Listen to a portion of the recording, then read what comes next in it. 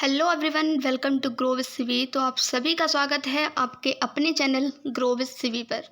I hope कि आप सभी की सीटेट की प्रिपरेशन बहुत अच्छी चल रही होगी। थोड़ा सा कंट्रीब्यूशन आपकी इस प्रिपरेशन में मैं भी कर रही हूँ प्रीवियस ईयर प्रोवाइड करवा के। देखिए, आज की वीडियो में हम डिस्कस करने वाले हैं। देखिए, अगर आप जो है सीटेट का एग्ज़ाम देने वाले हैं तो ऑब्वियसली आपको या तो पता होगा कि इसका फॉर्मेट क्या है, पहले क्या था और अब क्या है ना, बीच में क्या हुआ था। नहीं पता है तो मैं आपको सब कुछ बताने वाली हूँ और आपकी एक क्वेरी मैं यहाँ पर सॉल्व करने वाली हूँ कि पहले हमें ऑफलाइन पीवाईक्यूज़ करने चाहिए या फिर ऑनलाइन।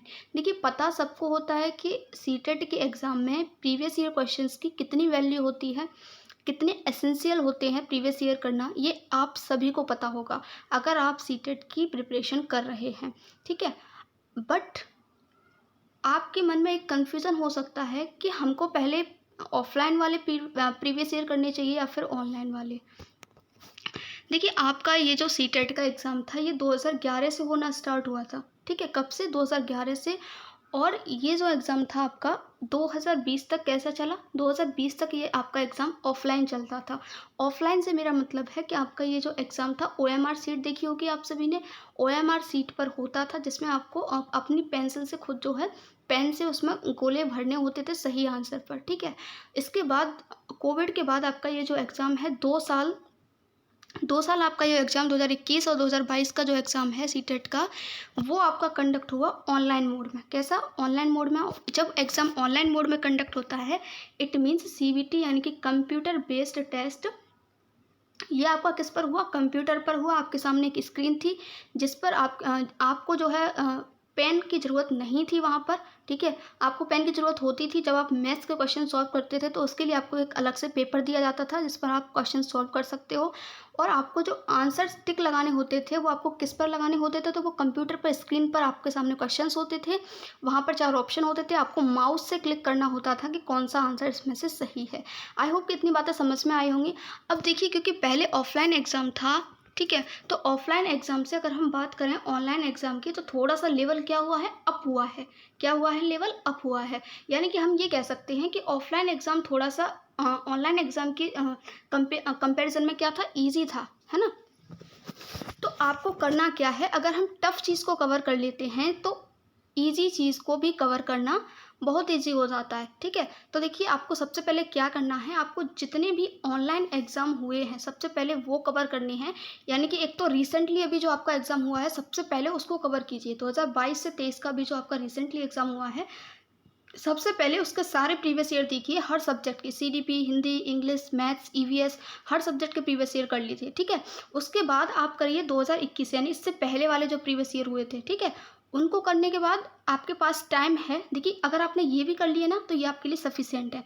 अगर उसके बाद आपके पास टाइम है तो आपको क्या करना है, उसके बाद आपको करने हैं जितने भी ऑफलाइन एग्ज़ाम्स हुए हैं। क्यों? क्योंकि इस बार जो आपका एग्ज़ाम है वो कैसा होने वाला है? वो होने वाला है ऑफलाइन मोड में। और 2 साल से जो सीटेट के एस्पिरेंट थे या जो भी एग्ज़ाम देने वाले हैं उनका जो माइंड सेट था वो ऑनलाइन एग्ज़ाम को लेकर हो गया था। लेकिन अब जो है सीटेट ने क्या कर दिया है, अब ये एग्ज़ाम जो है आपका ऑफलाइन मोड में होने वाला है। तो आपको डर नहीं लगेगा अगर आप ऑनलाइन के भी कुछ प्रीवियस ईयर लगा लोगे, कुछ ईयर्स के 2019, 18, 17, 16, 4-5 ईयर के लगा लीजिए आप, तो आपको एक आइडिया हो जाएगा कि ऑफलाइन में और ऑनलाइन में क्या कुछ डिफरेंस आया है। मोस्टली जो डिफरेंस आया है मैं बता देती हूँ आपको।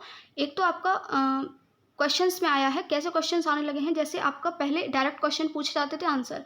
अब क्या आया है? अब आपका अजर्सन और रीजनिंग आपने देखे होंगे, कथन और कारण। ठीक है, कथन और कारण दे रखा होता है।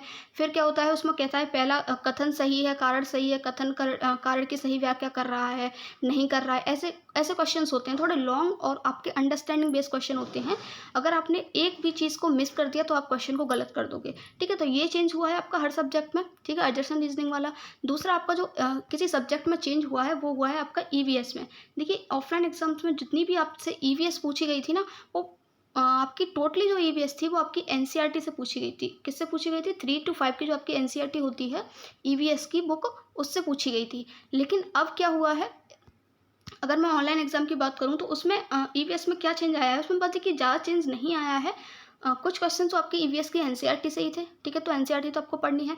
प्लस कुछ क्वेश्चंस क्या थे आपके, जैसे कि आपका मान लीजिए क्योंकि ईवीएस में हमारा क्या होता है, इंटीग्रेटेड होता है, एकीकृत होता है, यानी कि इसमें आपका मैथ्स आपका सोशल भी आ जाता है, साइंस भी आ जाता है, एनवायरनमेंट आपका वातावरण भी आ जाता है। इसलिए कुछ क्वेश्चंस आपके आपके किससे ऐड कर दिए गए थे, आपके ऐड कर दिए गए थे सोशल सब्जेक्ट से, ठीक है। बेसिक क्वेश्चन से, ज़्यादा टफ वाले नहीं थे, कुछ क्वेश्चन आपके बेसिक साइंस से ऐड कर दिए गए थे, ठीक है। और कुछ क्वेश्चंस ऐसे थे जो कि आपके जीएस से ऐड कर दिए गए थे, जैसे किसी स्टेट की आपसे आर्ट पूछ ली, ठीक है, कला पूछ ली, और नृत्य यानी डांस वगैरह, फोक डांस, लोक नृत्य वगैरह पूछ लिए गए, है ना। और किसी स्टेट का आपसे भोजन पूछ लिया गया कि वहाँ का कौन सा फूड जो है कौन सा है, क्योंकि ये इसकी थीम है फूड, है ना, आपको पता होगा ईवीएस के 6 थीम है। तो कुछ ज़्यादा डिफिकल्ट नहीं था, कुछ ही रेयर क्वेश्चंस थे जो कि डिफरेंट आए हुए थे, ठीक है। तो बस इतना ही चेंजेस आया हुआ है।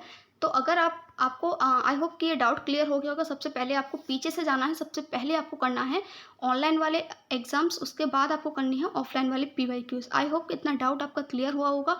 और अगर आप इन दोनों को कर लेते हैं then you will be able to qualify CTET exam 100%। Okay, आपको सीटेट का एग्ज़ाम क्वालिफाई करने से कोई रोक नहीं सकता है, अगर आप इन दोनों को बहुत अच्छे से कर लेते हो, ठीक है।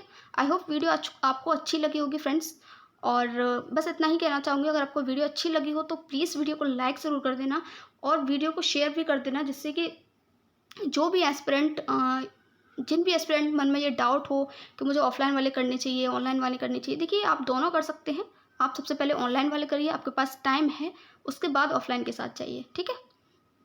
वैसे आपके पास अभी भी सफिशिएंट टाइम है, आप दोनों ही कर सकते हो, ठीक।